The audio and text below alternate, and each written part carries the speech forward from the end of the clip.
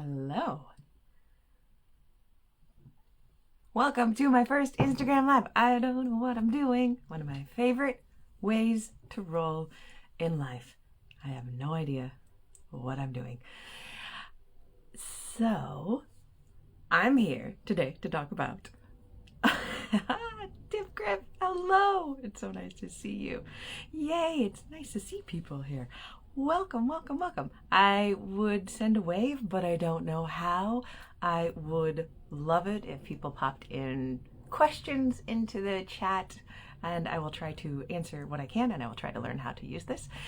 And I'm just so glad to welcome you to my office in Wellington, New Zealand. I'm very excited about doing this. I'm very pink. You can always tell when I'm excited because I go a little bit pink. Also, I'm drinking a nice hot tea because it's a little bit cold, and our furnace broke. Our gas, we had a gas furnace, which most people in New Zealand do not have, and now we don't have one either because it broke. So I'm all kind of bundled up, but I'm a little bit pink and drinking my tea, and I just want to show you this beautiful book, Unstuck. It's backwards, but it says Unstuck. Thank you. I will enjoy the tea. An audacious hunt for home and happiness, and thanks, Don. A bunch of you have been along for the ride as I have been talking about and thinking about and planning this book. So it's been a while since I had a memoir come out. It's been, let's face it, a long time. I write a lot of creative nonfiction, a lot of memoir pieces, a lot of essays. I've written a few memoirs in here, but this is the first one to actually be launched since A Life in Stitches, which I think came out in 2013 for the first time. So that's 11 years. 11 years since a memoir actually came out. And it's also in hardback, and it's over at, I should do the plug. This is why I'm doing this, but I'm also just really want to chat with you. RachelHare.com/Unstuck is where you can look at the Kickstarter. It's only got 6 days to go. We're trying to reach the next stretch goal at which I will sing California Stars. I haven't told my little sister this, but she is in the country, and I'm going to make her sing harmony with me on it if we get to it. So that'll be fun. Ed, hello, Ed. Ed asks, what was your favorite chapter to write and why? On it, I think my favorite chapter to write was the chapter on finding friends, because it was the most terrifying part. I think even more than leaving the United States behind, leaving everyone we knew and loved, all of our family and friends, even more terrifying than that was having this thought as an introvert that I have to create a new group of people to hold us, to support us, that we have to go out and meet new people as adults. It is so hard to do that. We do that in jobs and we do that in school, right? I am not in school and I work at home alone. So making friends meant we were going to have to put ourselves out. And there was this absolutely terrible party that we went to that is chronicled in the book Unstuck, where I just thought I was going to die of embarrassment and humiliation and shame, just like proximate shame, because I didn't know what to say. It was like going to an accidental sex party, but without the sex and all accident. And we left that party, which was supposed to be a board game party, but there were no board games. There was just conversation that I couldn't quite get into. We left that going, oh my God, we can't do this. We can't do this. And then in the same chapter about meeting friends, making friends, we were reached out to on Instagram. Perfect stranger. This woman named Olivia says, hey, we live in Wellington. If you want to get a coffee and chat about our city, me and my wife would be happy to do that. And we're like, oh Lord, should we do this? And so we said yes. And this was, I think it was the day after. It was very close to the day that we'd gone to the horrible board game party. And I feel so bad about saying that. But we went to meet Olivia and Letitia, and they were gorgeous. They are the best people. In fact, our dogs now are the best of friends. Junebug and Poppins have both been kicked out of the same doggy daycare center. They love each other because both of them want to play too hard, and they just don't let other dogs rest. So there's another pet that we have, this fly that's the size of a kitten that is rolling around this office this morning. I'm going to name him Harry, I think. So making friends and writing about it, I combined it with the learning to sail chapter. Oh my gosh, Cassie Roma just joined. Dawn, I'm going to answer your question about what was the most challenging chapter to write, but Cassie Roma just joined. Cassie Roma, a little bit of a New Zealand legend around here. We met Cassie in our quarantine hotel when we moved here. I write about it in Unstuck, which is available at rachelheron.com/unstuck. It's a Kickstarter right now, 6 more days left. And Cassie was awesome. Cassie said, welcome to the country. We used Cassie's address. We'd never been to her house. We only met her at the hotel. She's an amazing person.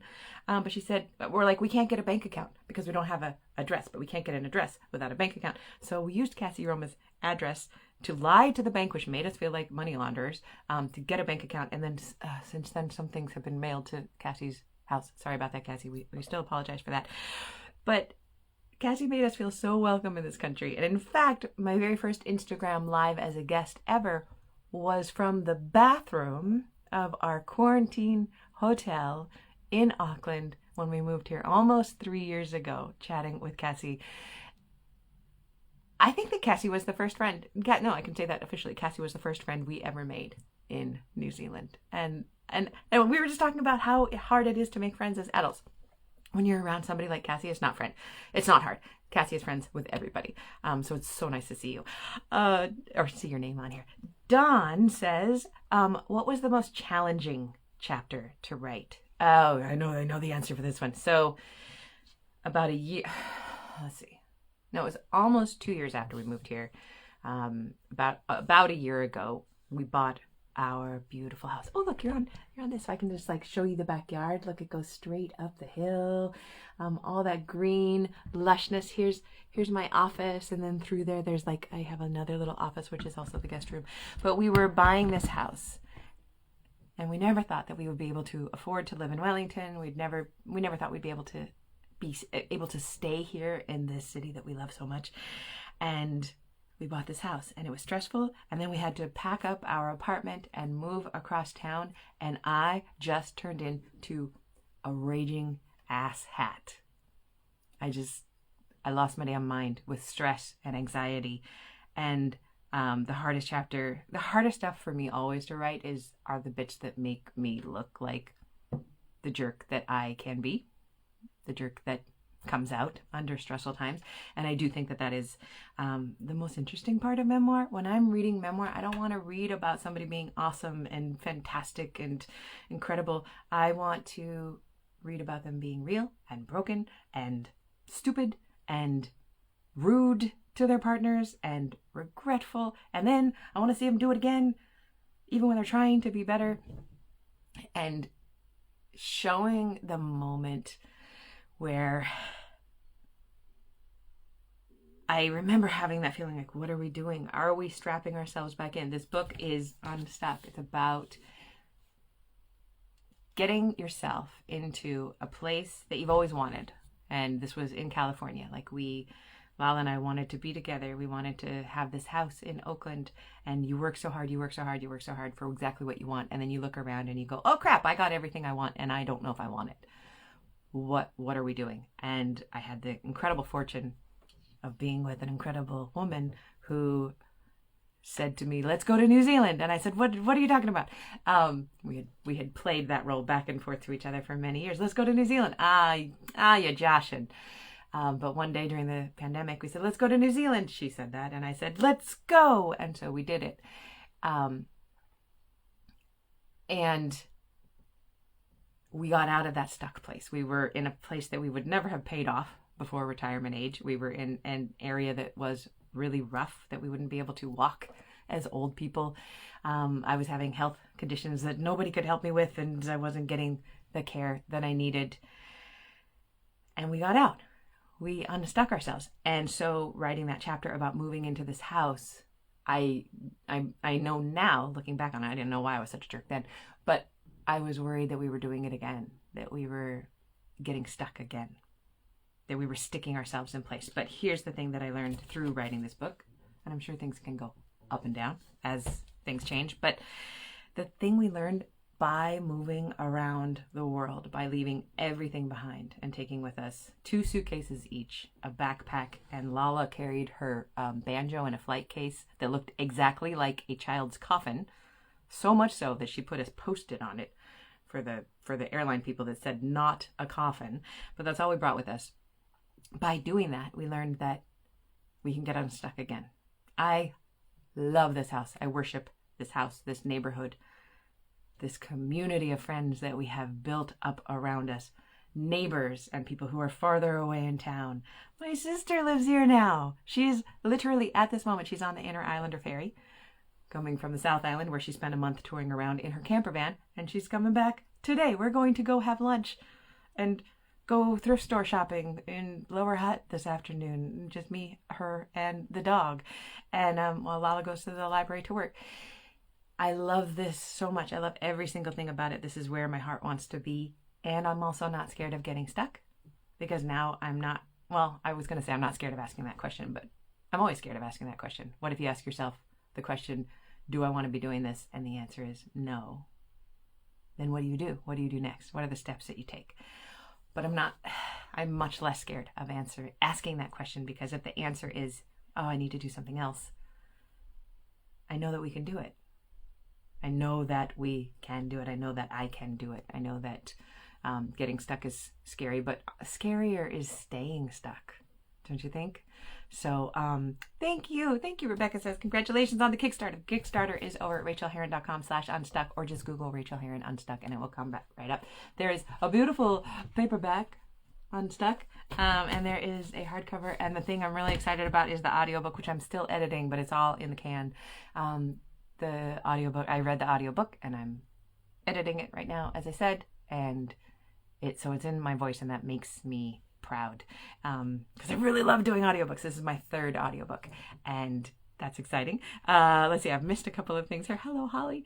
Ed says, can you talk about your experience with Kickstarter? Lessons learned. Would you do it again? What advice would you give other creatives? Okay, thank you. Ordered the audiobook. That's awesome. That makes me so happy. What advice would I give other creatives? So the thing is, Kickstarter isn't a GoFundMe. It's not a charity thing. I'm not asking for donations to support me. Although asking for help is always a great way to go. Kickstarter is just like a boosted sales platform. And Kickstarter allows me to offer the book and also other things to people, like coaching, like signed book plates, like other books, like an online writer's retreat that I'm doing. Or a bundle of these things, or you can give them away as presents. So Kickstarter is kind of like the first launch of this. And I think that the thing I would tell other people thinking about Kickstarter is to think about it like that. What you're doing is you're offering people who want to read your work, you're offering them the opportunity to have it first and to get something that maybe they won't get anywhere else. I've talked to a few people lately on my podcast, which is called Ink in Your Veins. I will push that. Ink in Your Veins. Totally true. It's free. You can find it on YouTube or any podcast app. Ink in Your Veins. We've been having this series of mini chats with incredible people about getting unstuck, about times when they felt they were completely stuck in their lives and how they got out. Why did I go there? Because I've talked to a few people in that series who are like, who do have that idea about Kickstarter. We're like, well, why do I need to do that if I'm just going to offer it for sale at other places? Because it is a place where we get to offer cooler, better, bigger things for just a limited amount of time. Also, it's a place that you have to embrace marketing, and I'm terrible at marketing. I'm terrible about talking about my book. It makes me feel funny in my tummy. It makes me feel embarrassed. So doing something like this, an Instagram live, I'm only going to be doing this for another minute or two, is a good challenge for me because I am proud of my work. And when I work with students of writing, I want them to be proud of their work, and we as artists get to talk about it. This is the book that I am most proud of, period. This book is my heart. It is a queer love story. It's really about, it's not about getting unstuck and moving around the world. It's about loving my wife. It's about loving the person I got unstuck with. The person to whom I am joyfully joined, not stuck. But there is a moment in the book that was funny where we were totally liquid. We owned nothing. And I did mention to her, this would be a good time. If you want to get a divorce, we can just write a check. We can split it right down the middle.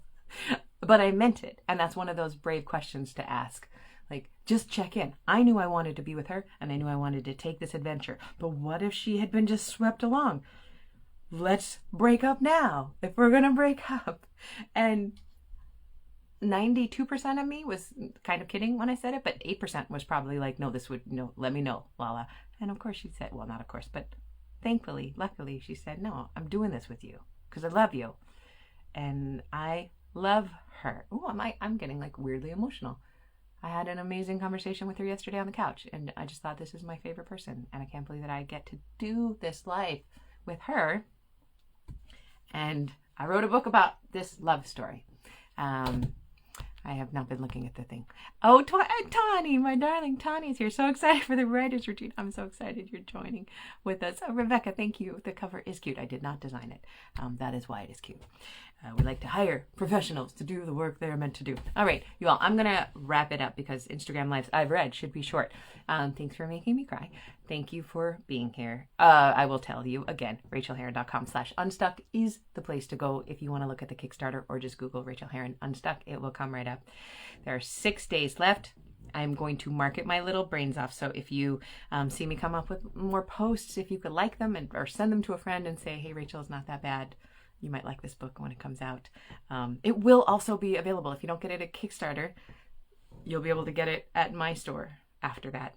Probably a month after that.